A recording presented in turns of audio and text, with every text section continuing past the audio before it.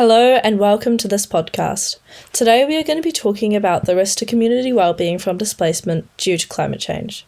So far this year we have already been hit by a massive cyclone which caused over $8 billion of damage and destroyed thousands of houses. With the rate of climate change increasing each year, we can expect to see more cyclones, slips, floods, and coastal erosion. When building a house, one of the most luxurious things one can have is a view. However, this increases the risk of slips. In 2022, the council recorded over 10,000 slips. This is more than triple what was examined in 2021.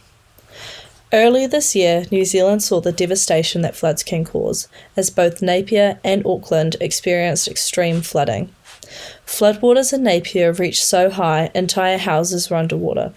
These floods caused an estimated $2.4 billion of damage. New Zealand's coastline runs over 15,000 kilometres of land, which is being slowly swept away by the sea.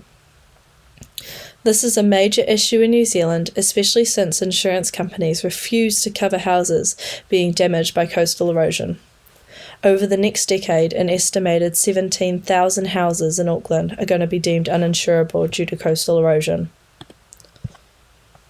Humans are a social species, relying on the support system that surrounds them. Living in a community has been scientifically proven to reduce the risk of mental health issues and lowers the risk of heart disease. The climate change crisis we are currently facing in New Zealand is going to break up many communities.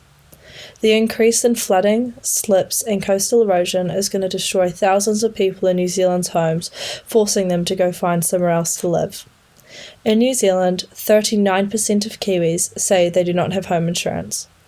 This means that in the unfortunate event of a natural disaster, there will be no support to enable the family to get back on their feet, and with the housing crisis we are currently facing in New Zealand, many people will end up separated as they cannot afford to live in the area anymore.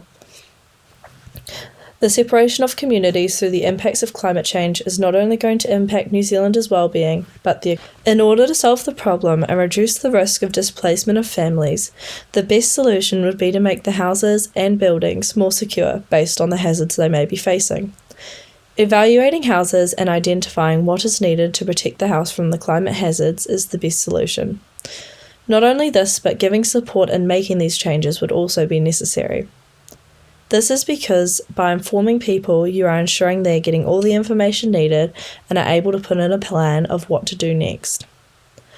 The changes to houses needed may be extremely expensive and unaffordable for many, but by offering support, such as companies who will fix these houses for a cheaper price, more people can save their families.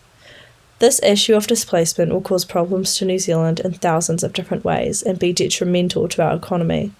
This is why it is so important to solve this issue before it is too late.